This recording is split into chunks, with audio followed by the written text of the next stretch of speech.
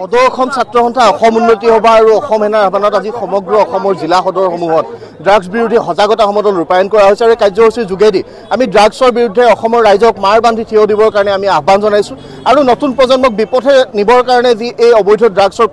প্ৰচলন বন্ধ কৰিবৰ কাৰণে আমি চৰকাৰক দাবী উত্থাপন কৰিছোঁ। বিভিন্ন সময়ত ৰাজহুৱাভাৱে অভিযোগ উত্থাপন হৈ আছে, বিভিন্ন স্থানত ড্ৰাগছ তেওঁলোকে কৰায়ত্ব কৰিছে ড্ৰাগছ পেডলাৰসমূহ, কিন্তু যিসমূহ পেডলাৰ তেওঁলোকে কৰায়ত্ব কৰে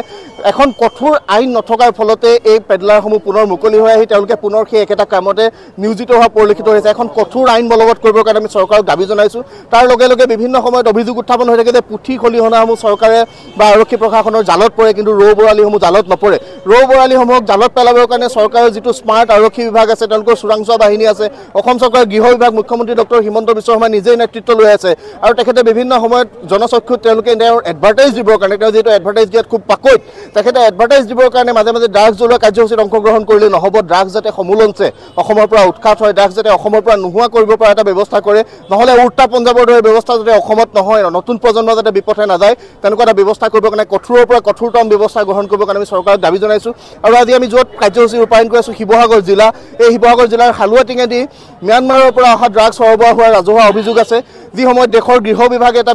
কঠোৰ নিৰ্দেশনা প্ৰদান কৰি ৰাখিছে যে দেশৰ সাৰ্বভৌমত্ব অখণ্ডতাৰ প্ৰতি ভাবুকি আহিব পৰা কোনো সামগ্ৰী যাতে কোনো অন্য ৰাষ্ট্ৰৰ পৰা সামগ্ৰী